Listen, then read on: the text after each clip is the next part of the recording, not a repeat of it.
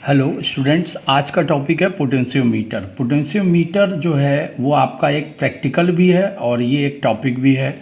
ये क्या है? It is an apparatus. ये एक प्रकार का एपरेटस है जिससे हम लोग यूज़ करते हैं compare EMF of two cells का ईएमएफ कंपेयर करते हैं or to measure internal resistance of a cell, और पोटेंशियल डिफरेंस भी किसी दो पॉइंट के बीच में हम लोग फाइंड आउट करते हैं एक्यूरेटली। ये वर्किंग प्रिंसिपल इसका क्या है? It is based on the fall of potential across any portion of the wire is directly proportional to the length of that portion provided the wire is of uniform area of cross section and constant current is flowing through it. यहाँ पर formula इसमें working principle और theory भी यहाँ पे हो जाएगी। V is equal to I R होता है अकॉर्डिंग टू ओम्स लॉ। यहाँ R की वैल्यू क्या होती है? Rho L by A. तो V is equal to I rho L by A. अब आई रो और ए ये तीनों फिजिकल क्वांटिटी को हम कांस्टेंट मानेंगे। अगर ये कांस्टेंट मानेंगे तो V directly proportional to L होगा। This is the principle of potentiometer. और V by L is equal to क्या होगा? K potential gradient. अब यहाँ पे ये सर्किट डायग्राम है। ये अमीटर लगा हुआ है, ये आपका बैटरी लगी हुई है, ये आपका जो है रियोस्टेट लगा हुआ है, यहाँ पे ये की लगा हुआ है। इसमें क्या होता है? सेगमेंट इट कंसिस्ट ऑफ, ये कंस्ट्रक्शन भी मैं इसी में बता रहा हूँ आपको, आगे मैंने लिख दिया है। Number of segments of wire having uniform cross section area stress over A wooden board between two thick copper steps. ये टू थिक कॉपर के स्टेप्स है, इनके बीच में यहाँ पे वुडन पे यहाँ पे लगा हुआ है। और यहाँ पे एक मीटर स्केल लगा होता है। मीटर स्केल यानी 100 सेंटीमीटर या 1 मीटर लेंथ इसकी होती है। तो इसलिए ये 100 सेंटीमीटर होगा वायर, फिर ये 100 होगा, फिर ये 100 होगा, फिर ये 100 होगा। तो इस तरीके से ये 100, ये 200, ये 300, ये 400, इस तरीके से पैरेलल। और इससे हम क्या करते हैं? यहाँ से गैल्वानोमीटर को हमने कनेक्ट करते हुए और जॉकी के थ्रू हम कनेक्ट कर देते हैं यहाँ पे। और हम करते क्या है यहाँ पर कि हमको जब भी हमको यहाँ पे रीडिंग लेनी होती है तो जॉकी से कनेक्ट करते हुए नल पॉइंट को प्राप्त करते हैं यहाँ पे।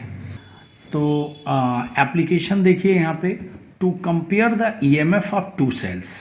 Compare the EMF of two cell में हमने क्या किया कि दो सेल लिए जिनका पॉजिटिव टर्मिनल एक पॉइंट से कनेक्ट कर दिया और नेगेटिव टर्मिनल एक पॉइंट से कनेक्ट कर दिया। 1 और 3 ये टर्मिनल ले लिया और गैल्वानोमीटर और रेजिस्टेंस बॉक्स से कनेक्ट करते हुए यहाँ पे हमने यहाँ पे जॉकी से कनेक्ट कर दिया। यहाँ पे ये अमीटर लगा हुआ है, बैटरी रियोस्टेट, ये सब का वैसे ही सेम है इसमें। अब इसमें अगर if the plug is put in the gap between terminal 1 and 3 आप 2 वे की जो यहाँ पे यूज़ की गई है, ये 2 वे की है, then the EMF E1 of the cell, जो ईएमएफ हम मेजर करेंगे वो हमने क्या किया कि यहाँ से हम जॉकी के थ्रू यहाँ कनेक्ट कराते हैं, यहाँ टच कराते जाते हैं। तो हमको क्या होता है कि एक पॉइंट नल पॉइंट प्राप्त होता है। नल पॉइंट से हम क्या करते हैं? ए से लेके और यहाँ तक की लेंथ को मेजर कर लेते हैं। वो लेंथ हमारी क्या होती है? L1 होती है। तो E1 डायरेक्टली प्रोपोर्शनल टू किसके हो गया? L1 के हो गया। फिर सेकंड केस में हमने क्या किया कि की is put in the gap between 2 और 3, मतलब पहले 1 और 3 के बीच में था की, अब 2 और 3 के बीच में होगा। तो सर्किट हमारा इस तरीके से होगा। और उस कंडीशन में E2 is directly proportional to क्या हो जाएगा? जॉकी को थ्रू फिर हम टच कराते जाएंगे, फिर हम एक नल पॉइंट प्राप्त होगा और A और J के बीच में हमको क्या होगा? एक लेंथ हमको प्राप्त होगी। वो लेंथ क्या होगी? L2 होगी जो है। तो इसलिए E2 is directly proportional to क्या हो जाएगा? L2 according to principle of potentiometer. Compare करने पे E1 upon E2 is equal to L1 upon L2, यानी कि दोनों सेलों का यहाँ पे EMF का कंपेयर हो जाएगा L1 अपान L2 से। नेक्स्ट टॉपिक है to measure the internal resistance of the cell.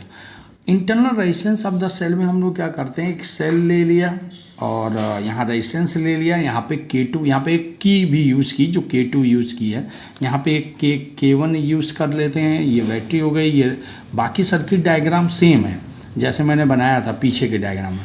यहाँ पे हमने सेल ले लिया। अब यहाँ पे K2 जो है इसको ओपन करा। जब K2 को ओपन करेंगे तो इस सेल का जो EMF होगा और वही जॉकी के थ्रू हम लोग यहाँ से लेके टच कराएंगे। तो A और J के बीच की जो लेंथ होगी वो L1 होगी। तो E जो है तब जब K2 ओपन होगा तो करंट इसमें नहीं फ्लो होगी, जिसकी वजह से EMF ऑफ द सेल ही ये मेजर करेगा। तो EMF E directly proportional to क्या होगा? L1 के होगा।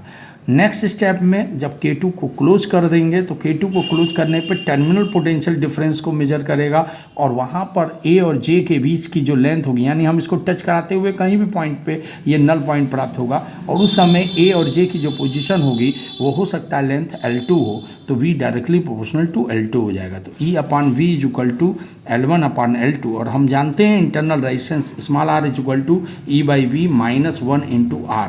तो E/V की वैल्यू हो गई L1/L2 माइनस 1 इंटू R। इससे हम इंटरनल रेजिस्टेंस को फाइंड आउट कर लेंगे।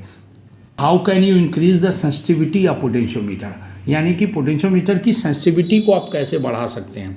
तो to increase the length of the wire of potentiometer, यानी पोटेंशियोमीटर के वायर के लेंथ को इंक्रीज करके, or to decrease the potential gradient या पोटेंशियल ग्रेडियंट को डिक्रीज करके, ये इसका आंसर होगा।